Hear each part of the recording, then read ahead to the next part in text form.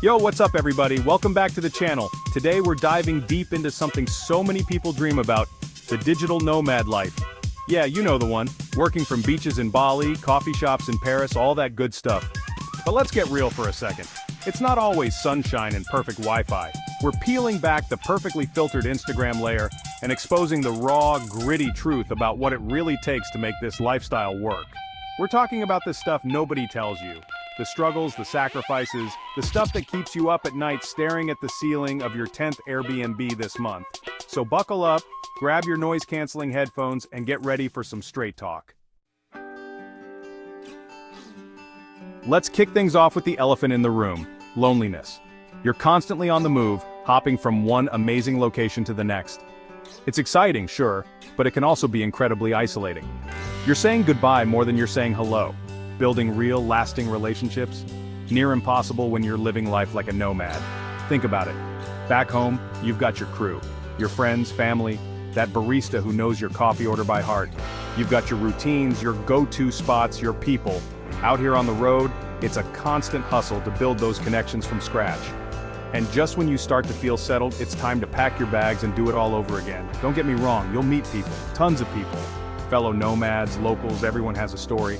But forming those deep, meaningful connections, the kind that make you feel truly seen and understood, that takes time, effort, and a willingness to be vulnerable, all while juggling the demands of work and life on the road. Some days you'll feel like you're on top of the world, soaking up new experiences and connecting with incredible people. Other days, the loneliness hits you like a ton of bricks. You're huddled in your tiny apartment thousands of miles from home, wondering if it's all worth it. The key here is to be proactive.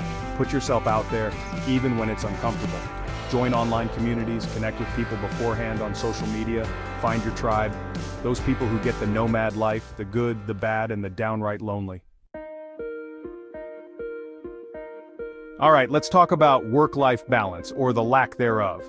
You've seen the pictures, right? People lounging on beaches with their laptops, claiming to work just 4 hours a week. Let me tell you, that's some serious BS. The truth is, the line between work and life gets blurry as hell when your office is wherever you can find Wi-Fi. One minute, you're replying to emails while watching the sunset over the Aegean Sea. The next, you're editing videos at 3 a.m. because of a client deadline. It's all too easy to let work consume you, especially when you're surrounded by the temptation to explore. Listen, I'm all about hustling, but burnout is a real thing, and it can sneak up on you fast when you're living the nomad life. That's why it's crucial to establish boundaries and prioritize self-care. What works for me? I'm all about that structured routine. I wake up, hit the gym, answer emails, explore for a few hours, get back to work, and then unwind with a good book or movie. Find what works for you and stick to it. And remember, taking breaks isn't a luxury, it's a necessity. Let's get real about money, shall we? The digital nomad life often means embracing the freelance or gig economy, which, let's be honest, can feel like riding a financial roller coaster. One month you're raking it in, the next you're eating ramen noodles and praying your internet doesn't get cut off.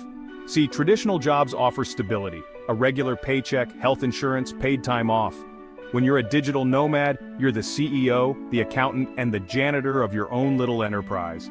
That means you're responsible for finding clients, managing your income, and dealing with the inevitable dry spells. Trust me, I've been there. I've had months where I couldn't book a single gig, and I was seriously questioning my life choices. But I learned the hard way that financial planning is crucial in this game. Diversify your income streams, build up an emergency fund, and track your expenses like a hawk. Be smart, be strategic, and you'll be able to weather the income storms. Okay, let's talk about the not-so-fun stuff. Visas and legal complexities. Navigating the world of immigration laws and tax regulations can feel like trying to solve a Rubik's Cube blindfolded. It's confusing, it's frustrating, and it can seriously harsh your mellow. Every country has its own set of rules, and staying on top of them is a full-time job in itself. Tourist visas, digital nomad visas, freelance visas, it's a minefield out there. And don't even get me started on taxes. Figuring out where you're a resident, what forms to file, and how to avoid getting double taxed. It's enough to make your head spin. My advice? Do your research. Consult with immigration lawyers, connect with other nomads in online communities, and stay informed about the latest visa regulations. You gotta stay agile, be prepared to pivot, and always have a backup plan. We live in a digital world, and for digital nomads, reliable internet access is like oxygen. But here's the thing, it's not always guaranteed. Sure, major cities usually have decent Wi-Fi, but venture off the beaten path and you might find yourself clinging to a weak signal in a crowded cafe, praying your Zoom call doesn't drop. It's enough to make you want to chuck your laptop out the window. Don't actually do that, they're expensive. So what can you do? First of all, always have a backup plan. Get a local SIM card with data, invest in a portable Wi-Fi hotspot, and know where to find reliable cafes or co-working spaces. And when all else fails, embrace the offline life. Alright, let's talk about something nobody wants to think about: healthcare. When you're living the nomadic life, accessing quality healthcare can be a real challenge. You're constantly on the move, navigating different healthcare systems, and trying to decipher insurance policies in foreign languages. One minute you're scaling a volcano in Guatemala, the next you're laid up with a nasty case of food poisoning, wishing you had invested in better travel insurance. Trust me, I've been there. The key here is to be prepared. Research your destination's healthcare system, get comprehensive travel insurance that covers medical emergencies and evacuations, and carry a first aid kit with all the essentials. And don't forget about your mental health. Let's talk about possessions, or the lack thereof. The digital nomad life is all about packing light and embracing minimalism. But here's the paradox: you're constantly on the move, which means you need stuff. And the more you move, the more stuff you seem to accumulate. Suddenly, that carry-on-only philosophy goes out the window, and you find yourself lugging around a suitcase full of adapters, chargers, and that one sweater you haven't worn in 6 months, but just can't seem to part with. The key is to find a balance. Invest in high-quality, multifunctional items that will stand the test of time and travel. One of the most rewarding aspects of the digital nomad life is immersing yourself in different cultures. But let's be real, language barriers can be a real pain in the you-know-what. Sure, you can get by with translation apps and a few basic phrases, but there's nothing quite like the frustration of trying to explain a complex concept or order food in a language you barely understand. But here's the thing, it's all part of the adventure. Download language learning apps, take online courses, or even hire a local tutor. When you're living the digital nomad life, time zones become your new best friend and worst enemy. You're constantly juggling calls with clients and colleagues in different time zones, trying to find a balance between work and play.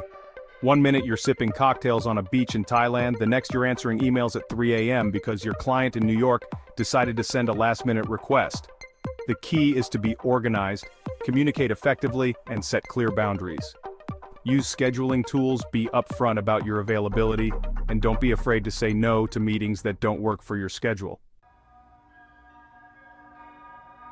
Here's the thing about the digital nomad life, it's not for everyone. And sometimes the people who have the hardest time understanding it are the ones closest to you. Your friends and family might not get why you'd choose to pack up your life and travel the world, working from coffee shops and Airbnbs. They might worry about your safety, your finances, your sanity. The key is to communicate openly and honestly with your loved ones about your experiences. Share your adventures with them through photos, videos, and stories. So, there you have it, the good, the bad, and the ugly truth about the digital nomad life. It's not always glamorous, it's not always easy, but it's an incredible journey filled with adventure, growth, and endless possibilities.